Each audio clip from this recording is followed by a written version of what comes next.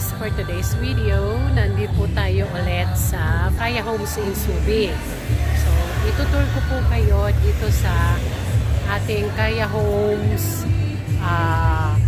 3-bedroom inner unit. So, ipapakita ko po sa iyo ang loob ng ating 3 bedrooms inner. So, let's go. Tingnan po natin yung Kaya Homes 3 bedrooms inner unit. So ito yon, inner unit. Ayan. So tingnan natin kung anong pagkakaiba ng Kaya Homes end unit sa inner unit. So pag inner unit, ito po yon.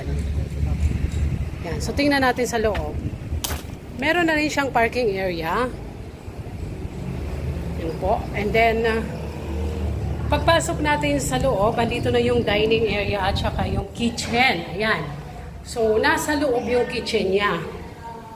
And then yung likod, meron siyang laundry area na pwede nyong gawin. Or gawin yung dirty kitchen. Pwede siya. Or i-move yan papunta sa likod. Kaya lang additional expenses nyo na po yun. And then meron tayong 1 toilet and bath. Yan siya. Then ito po yung doon. Yan. So, akitin natin yung second floor. Yan siya. For the second floor, yan. So, meron siyang 3 rooms. Ayan. Ito yung first bedroom. Yan siya. And then, ito po yung second room. And then, ito naman po yung master's bedroom. Yan siya.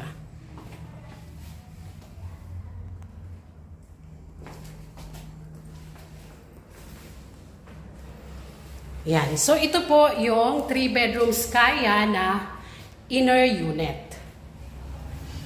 So, ang kaibahan ng Kaya inner unit ay nasa loob yung kitchen at yung end unit naman ay nakahiwalay siya. Nasa likod, meron siyang pintuan sa likod. So ipakita ko sa inyo later. Ayan. So guys, mag-reserve na kayo. Yung mga guys, dito naman tayo sa Kaya 3 bedrooms and unit para makita nyo po ang kaibahan niya doon sa inner. So ayan, samahan nyo ko at tayo ay pumasok sa loob at tingnan po natin. So, kagaya ng sinabi ko, ito yung end unit. Meron siyang space na lote sa gilid. And then ito po ay ang parking area. Ayan siya. And then meron siya dito space na lote sa gilid. And then nandito sa likod yung kitchen. Kanina, yung inner ay nasa loob yung kusina. Dito naman nasa labas. Nakaseparate siya. Then balik tayo sa loob. Ayan.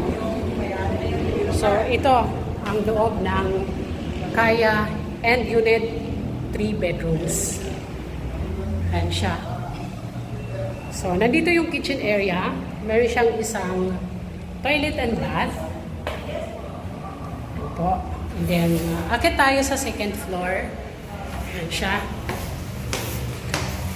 Meron siyang 3 rooms. Bedroom 1. Bedroom 2, and then master's bedroom.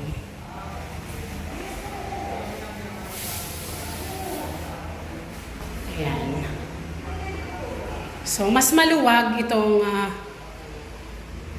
end unit. Ayan.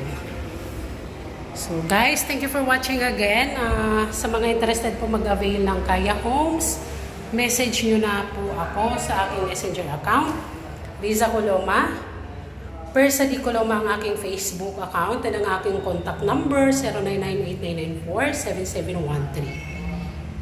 Ayan. So, thank you for watching guys. Bye!